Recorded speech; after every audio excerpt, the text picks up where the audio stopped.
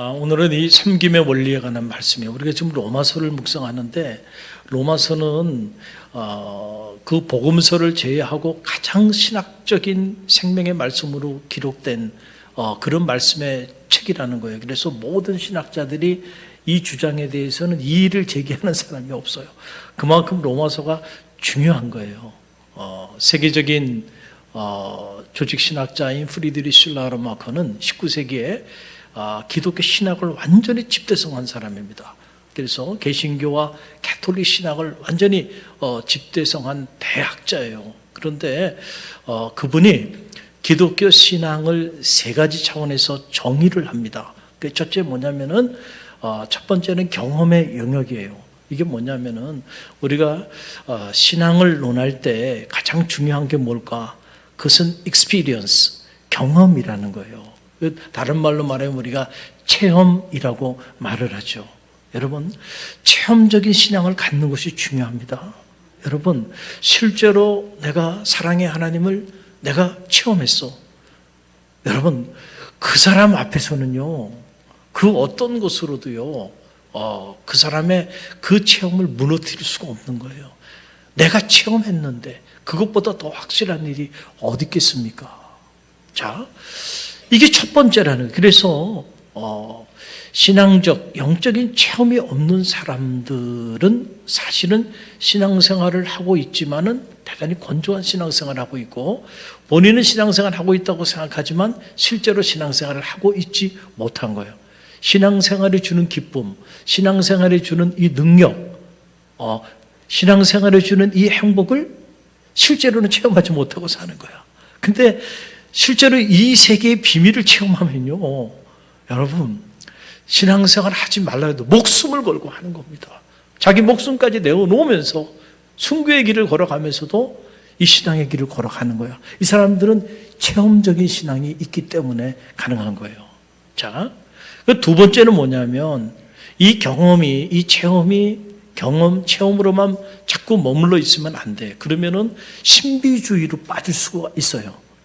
맨날 어떤 이런 체험만 강조하게 된단 말이에요. 그래서 이런 체험이 신학화 작업이 필요하다. 다시 말하면 이런 체험이 하나님의 말씀을 통해서 신학적으로 잘 정리가 돼야 돼. 이게 무슨 말이냐면 이런 거예요. 내가 주님의 십자가의 사랑을 체험했어. 어느 날 기도하는 중에 그 사랑이 막 그냥 내 가슴 속에 막 파고 들어오는 거야. 그런 체험이. 그리고 십자가의 사랑이 너무너무 감사하고 감격적인 거예요. 이거 무슨 일이지? 근데 이런 영적인 체험을 하게 된단 말이에요. 그러면은 자, 왜 내가 이런 체험을 했을까라고 하는 거예요. 왜 주님은 이 십자가의 사랑으로 나를 만나 주셨는가? 여러분, 그게 하나님의 말씀으로 신학적으로 정리가 돼야 돼. 아, 그렇구나. 주님은 사랑이시구나. 그리고 그 사랑을 나에게 경험하게 하신 데에는 이 사랑을 나누라고 하시는구나. 뭔가 이렇게 정리가 돼야 된단 말이에요. 이게 신학화 작업이에요. 그래서 성직자의 길을 걸어가는 수많은 성직자들이 끊임없이 신학을 공부하는 이유가 바로 여기에 있는 거예요. 그 다음에 세 번째 단계는 뭐냐면 이런 신학적인 단계로만 머물러 있으면은요, 우리가 지식은 많이 있지만은 실제로 그의 삶의 역사가 나타나지 못해. 그래서 마지막 단계는 삶으로 내려와야 돼요. 이걸 우리가 크리스천 에틱스라고 말을 해요. 기독교 윤리라고 하는 건데, 자, 경험이 있으면 경험이 말씀을 통하여 신학적으로 그 경험의 의미가 설명이 되고, 그러고 난 다음에 그것이 그렇다고 한다면 이제는 내가 그 사랑을 전해야 되는 삶의 자리로 내려와야 돼요. 그래서 이게 신학이 완성되고 기독교 신앙이 완성되게 되는 거예요. 할렐루야. 오늘 이 로마서 12장은요, 바로 이 세 번째 완성의 단계에 관한 그런 말씀이에요. 그 이전에는 구원의 원리, 구원에 어떻게 구원받는가 이런 말씀을 쭉 전하고, 그 다음에 12장에 와서는 실제적으로 구원받은 성도의 삶, 우리가 구체적으로 구원받은 성도가 믿음의 공동체 안에서 어떤 섬김의 삶을 살아야 하는지를 조목조목 설명해 주고 있는 거예요. 이걸 우리가 오전 예배 때 계속 영적으로 묵상하고 있는 그 말씀에 비춰본다고 한다면 이제 구체적인 열매를 맺히는 이런 단계에 관한 그런 말씀이에요. 그래서 오늘 보면 구체적으로 5가지 그 섬김의 삶에 관한 말씀을 조목조목 말씀해 주시는데 오늘은 짧게 2가지만 저와 여러분이 함께 나누면서 은혜 받기를 원합니다. 먼저 로마서 12장 9절로 10절의 말씀이에요. 다시 한번 본문의 말씀 함께 읽습니다. 사랑에는 거짓이 없어야 합니다. 악한 것을 미워하고 선한 것을 굳게 붙드십시오. 서로 사랑하기를 형제애로 하고 서로 존경하기를 서로 먼저 하십시오. 아멘. 자, 사랑에는 거짓이 없다는 거예요. 하이포크라시스라고 하는 말은 무슨 말이냐면 옛날에 연극하는 사람들이 이렇게 가면을 쓰고 연극을 했단 말이에요. 거기서 나온 말인데 거짓이 없는 사랑, 다시 말하면 진실한 사랑은 가면을 쓰지 않는다는 거예요. 가면을 쓰지 않는 사랑, 그렇죠? 겉과 속이 다르지 않아, 그렇죠? 이게 가면을 쓰지 않는 사랑이에요. 가면을 쓰지 않는 사랑으로 어떻게 하려는 거예요? 악을 미워하고 선을 굳게 붙드십시오. 할렐루야. 이게 구원받은 성도가 살아가야 되는 그 삶의 모습이라는 거예요. 그러나 여러분, 우리가 이런 거짓없는 사랑을 가지고요, 가면을 쓰지 않고 그렇게 악을 미워하고 선을 굳게 붙잡으며 살아간다는 것이 현실적으로 쉬운 일이 아닙니다. 왜냐하면 우리는 세상 한복판에서 수없이 많은 가면을 쓰고 살아가고 있단 말이에요. 그렇죠? 수없이 많은 가면을 쓰고 살아가요. 겉과 속이 다 달라요. 겉으로 드러내는 모습하고 자기 안에 있는 모습이 달라요. 그래서 가면을 그냥 한두 개 쓰고 살아가는 게 아니야. 너무나도 많은 가면들을 쓰고 살아가요. 정말로 악을 미워하고 정말로 선을 굳게 붙잡고 삽니까? 아니라니까. 수단과 방법을 가리지 않고도요, 권력을 쟁취하기 위해서 권력을 쟁취할 수 있다고 한다면 수단과 방법을 가리지 않잖아요. 세상이 그걸 다 보여주고 있잖아요. 그렇잖아요. 부자가 되는 거 수단과 방법을 가리지 않고 내가 부자만 되면 돼. 수단과 방법을 가리지 않고 수많은 가면을 뒤집어 쓰고도 내가 높은 자리에 오르기만 하면 돼. 그게 세상이 돌아가는 세상의 원리예요. 세상은 다 그렇게 살아가. 또 오늘 우리 헌신 예배를 드리고 나가는 우리 청장년들도 어떻게 보면 세상 한복판에 살면서 어떤 경우에는 그런 세상 한복판에서 큰 컨플릭트를 가지고 갈등을 가지고 저는 살아가고 있으리라 생각이 듭니다. 그렇기 때문에 우리가 실제로 육에 속한 자가 아니고 영에 속한 자로 살지 않으면 말씀대로 살길 어려워요. 아무리 로마서의 말씀이 이렇게 주옥 같은 생명의 말씀이라 할지라도 여러분, 이 말씀이 실제로 내 삶을 움직이는 동력이 될 수가 없다는 거예요. 그래서 오늘 여러분들이 지금 이제 헌신을 결단하며 나가는데, 헌신은 어떻게 주님 앞에서 시작될까? 그 헌신은 첫 단추는요, 여러분들이 거짓 없는 사랑을 품어야 돼.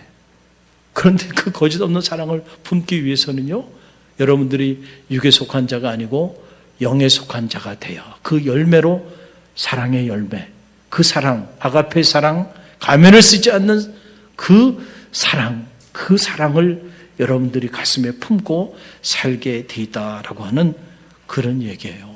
근데 이제 많은 이들이 세상 한복판에서 수없이 많은 가면을 쓰고 살다 보니까요, 그 가면을 벗지 않은 채로 교회도 그대로 들어옵니다. 교회 안에도 그 가면을 가지고 들어와요. 그래서 세상의 논리 그대로 수단과 방법을 가리지 않고 세상 사람들의 그 철학, 세상 사람들의 그 생각, 세상 사람들의 그 이데올로기를 그대로 교회 안에다 가지고 들어와서 교회에서도 그 논리대로 그렇게 섬기려고 해요. 그러다 보니까 어떤 일이 벌어지냐면, 우리가 흔히 말하는 세속화, 세큘라이제이션이라고 하는, 여러분이 생각하기 없으면 거대한 어떤 그런 거라고 생각하는데 아니에요. 바로 여러분들이 이 세속도시 한복판에서 세상의 논리를 가지고 수없이 많은 가면을 쓰고 살아가던 그 삶의 모습을 그냥 그대로 교회 안에도 가지고 와서 교회 안에서도 그 논리를 따라서 섬기고 그 논리를 따라서 살아가는 거, 나도 모르는 사이에. 그러다 보면 어떻게 되냐면 나로 인해서 교회가 세속화되고 마는 거예요. 이게 이제 쉬운 표현으로 하면 이런 겁니다. 자, 여러분들이 지금 신발을 신고 계신데 그 신발을 신고 세상에 어디든 다 갑니다. 뭐 술집도 가고, 산에도 가고, 들에도 가고, 온갖 곳을 다 밟고 다녀요. 근데 그 신발을 그대로 신고 여러분들이 성전에 와서 성전에서 여러분들이 여기서 1시간, 2시간, 아니 10시간을 머물면서 이런저런 모습으로 섬기고 여러분들이 지내다가 탁 가면은요, 수백 명이. 그러면 교회가 어떻게 될까요? 여러분이 떠나고 난 다음에. 여러분이 세상에서 밟은 그 더러운 그 신발 자국이 교회 전체, 여러분이 머물고 딱 간 곳에 전부 다 남아있어요? 안 남아있어요? 자국으로? 남아있게 돼. 그래서 신을 벗으라는 거예요. 내 신을 벗어라. 여러분, 성전을 성전되게 하려면요, 우리가 우리의 신을 벗어야 합니다. 헌신은 그때부터 시작되는 거예요. 영적인 헌신은. 그래서 모세가 떨기나무 불꽃 가운데서 하나님을 만나요. 그때 하나님께서 그 떨기나무 불꽃 가운데서 모세에게 첫 번째 하신 말씀이 뭐예요? 내 신을 벗으라. 이것은 거룩한 것이니 내 신을 벗으라는 거예요. 할렐루야. 우리 신을 벗어야 돼. 내 신을 벗지 않는 다음에는 내가 헌신하는 것 같지만 그것이 헌신이 아니에요. 성전을 성전되게 하지 못하게 만들 수도 있다는 거예요. 그래서 중요한 헌신의 첫 번째 단계는요, 우리가 신을 벗어야 돼, 성전에서는. 할렐루야. 그래서 하나님의 몸된 교회 한 몸을 이루어 나가는 과정에서 어떻게 섬겨야 하는가. 그러니까 우리 이상의 그 교만한 생각을 갖지 말고 겸손한 생각을 가지고 하나님이 위로부터 주신 은사를 따라 서로 섬기라고 하는 거예요. 그 오늘부터 나오는 5가지는 그 강론이에요. 그렇게 섬기는데 첫째가 바로 거짓 없는 사랑, 가면을 쓰지 않는 사랑을 가지고 악을 미워하고 끝까지 선을 붙잡으십시오 라고 하는 거예요.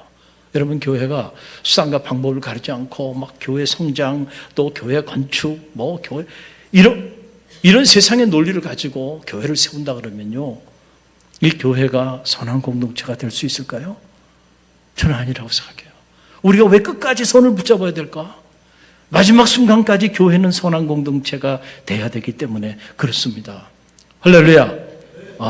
그런데 우리가 이걸 놓치는 순간 우리도 모르게 이 공동체가 악한 공동체가 될 수 있어요. 그때 우리 교회는 주님과는 아무런 상관없는 수천 명이 모이고 수만 명이 모이고 엄청난 세상적인 영향력을 가졌는지 모르지만 주님과는 아무런 상관이 없는 그런 교회로 전락돼 버릴 수도 있다는 거예요. 저는 갈릴리 교회가 그런 교회가 되지 않게 되기를 간절히 바랍니다. 오늘 영남선교 회원들이 믿음의 길을 걸어가면서 정말 자기 신을 벗을 수 있는, 그리고 가면을 쓰지 않는 사랑으로 섬길 수 있는 그런 성도들이 되시기를 간절히 바랍니다. 또 하나 오늘 보게 되니까 서로 사랑하기를 형제애로 하고 서로 존경하기를 서로 먼저 하십시오 그랬어요. 형제의 사랑이라는 거. 필라델피아라고 하는 말이 형제의 사랑을 말하는 거예요. 필라델피아 교회도 있죠. 갈릴리 교회가 이 필라델피아 교회가 되게 되기를 간절히 바랍니다. 형제의 사랑, 이게 패밀리, 가족의 사랑을 말하는 거예요. 여러분, 가족 간의 사랑은요, 허물을 덮어줍니다. 여러분이 가족을 사랑하죠? 부모 또 자녀들 사랑하니까 허물이 있어도 그 허물을 들추면서 온 동네 다니면서 얘기하나요?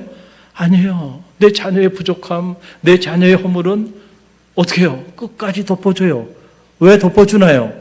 사랑하니까 덮어주는 거야. 할렐루야. 그러니까 우리는 뭐예요? 영적으로 패밀리죠. 그러면 우리 서로의 허물을 어떻게 해야 돼요? 덮어줘야 돼. 연약한 게 있으면은 내가 그 짐을 함께 나눠줘야 돼. 누가 좀 힘들어하면 함께 힘들어하고, 누가 너무 기뻐하면 함께 기뻐해주고. 이게 형제의 사랑이에요. 형제애를 가지고 서로 존경하기를, 서로 먼저 존경하라라고 하는 그런 이야기입니다. 여러분, 서로 먼저 존경하라.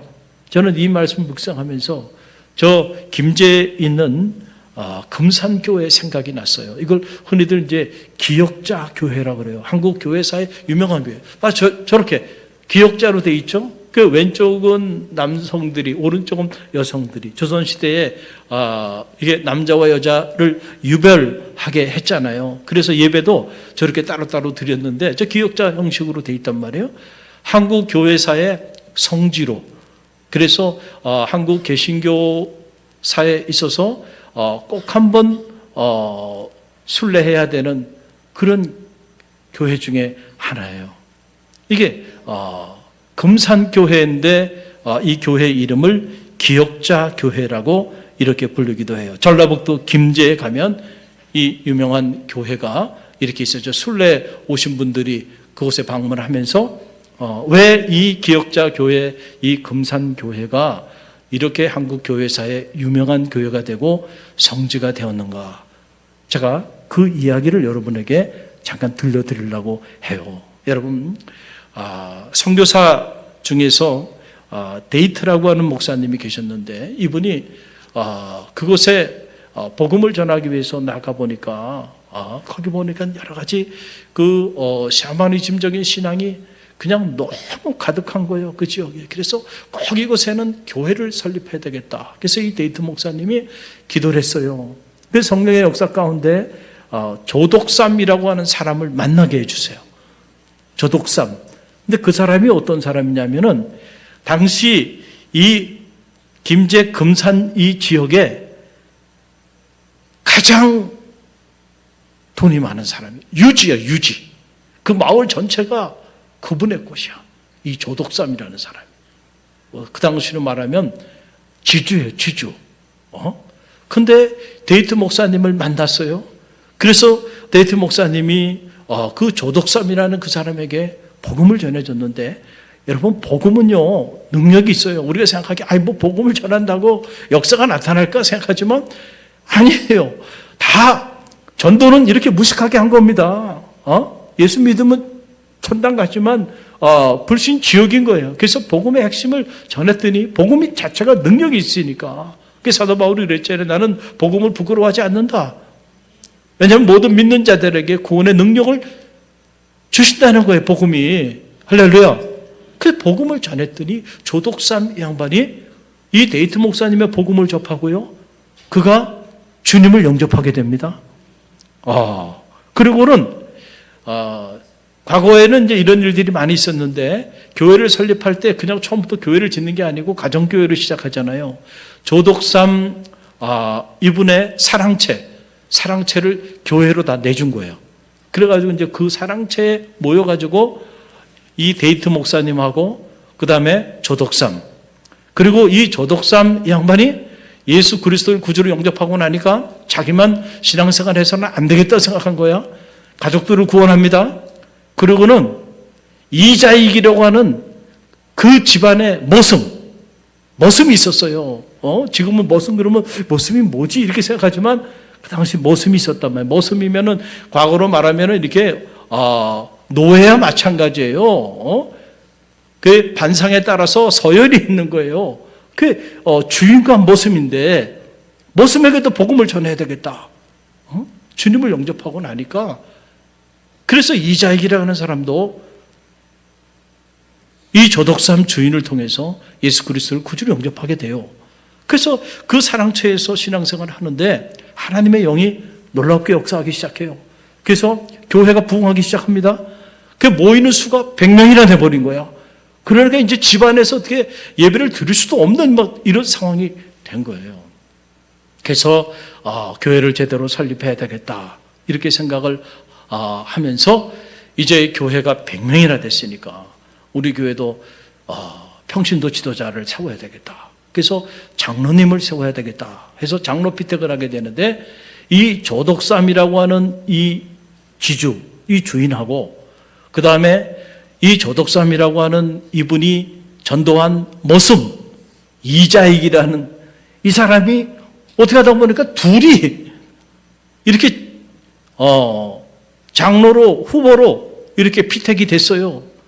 그래서 교회에서 이제 선거를 하는 거예요. 투표를 하는데 아니 글쎄 투표를 했는데 누가 장로로 피택이 됐어요? 이자익이라고 하는 모습이 된 거야. 모습이. 야, 그러니까 교인들이 야 이거 큰일 났구나 이제 이런 생각을 하지 않았겠어요? 그런데요 이 조덕삼이라는 이분이요 뭐라고 교우들 앞에 얘기를 했냐면 이렇게 얘기를 했어요. 제가 그 말한 내용을 그대로 여러분에게 소개해드리면 이런 내용이에요. 이 결정은 하나님이 내리셨기에 그 결정에 순종할 것이며 이자익 장로를 받들어 열심히 교회를 섬기겠습니다. 할렐루야. 여러분 이게 쉬운 일이에요? 결코 쉬운 일이 아니에요. 모습입니다. 자기는 자기 집까지 다 내줬어. 자기가 전도한 모습이야.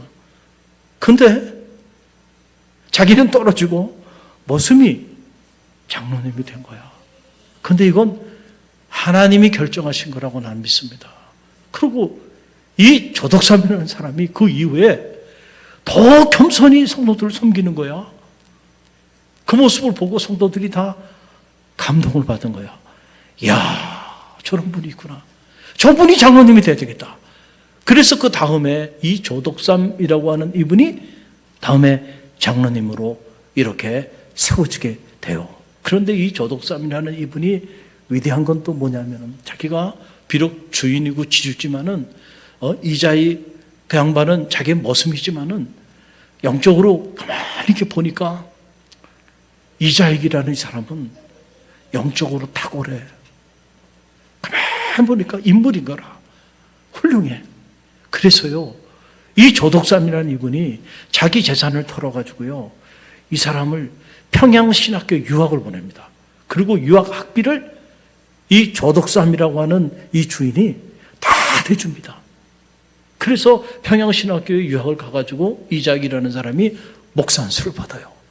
그러니까 조덕삼이라는 사람이요, 자기가 섬기고 있는 금상교회 이분을 자기 모습이었습니다. 그 모습을 담임 목사님으로 청빙을 해요. 그리고는 그분을 얼마나 겸손히 끔찍히 섬겼는지, 그래서 이자익이라는 사람이 장로회 총회에서 무려 3번이나 총회 리더로 그 장로회에 영향력이 있는 그런 목회자로 쓰임받게 돼요. 모습이었습니다. 그런데 그 모습이요, 이렇게 위대한 하나님의 사람으로 쓰임받게 된 과정에는요, 누가 있었어요? 조덕삼이라고 하는 그런 평신도 리더 장로님이 있었어요. 그래서 야, 한국 교회사에 이렇게 겸손한 사람이 있을 수 있는가? 어디서도 찾아보기 어려운 거예요. 그래서 이 조덕삼이라고 하는 이자익이라는 사람 때문이 아니고 조덕삼이라고 하는 이 사람 때문에 한국 교회사에 길이 남는 교회가 된 거고요. 기억자 교회가. 그리고 세계 교회사에도 이 소식이 알려지면서 아하, 기억자 교회를 찾는 외국인 크리스찬들이 늘기 시작하고 있다라고 하는 그러한 이야기입니다. 여러분, 어떻게 섬겨야 할까? 서로 어떻게 하라는 거예요? 존경하기를 먼저 하라는 거예요. 섬김 더 낮은 곳으로. 할렐루야.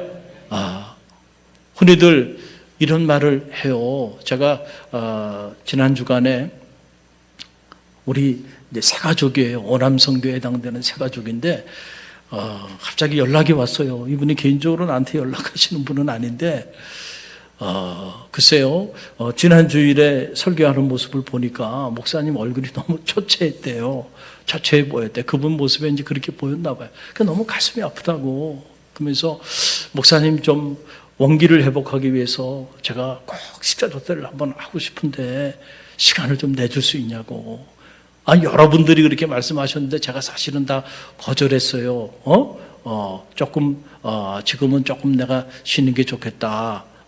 그랬는데 여러분 죄송합니다. 이분은 새 가족이라 내가 거절할 수가 없는 거야. 그래서 알았습니다. 그 이제 약속을 잡아드렸어요. 그래서 이제 점심을 먹으러 갔는데 보니까 거기 또 최근에 새로 등록한 오남선교회 새 가족 한 분을 또 모시고 왔더라고요. 그래서 덕분에 새 가족 신방이 돼버린 거예요.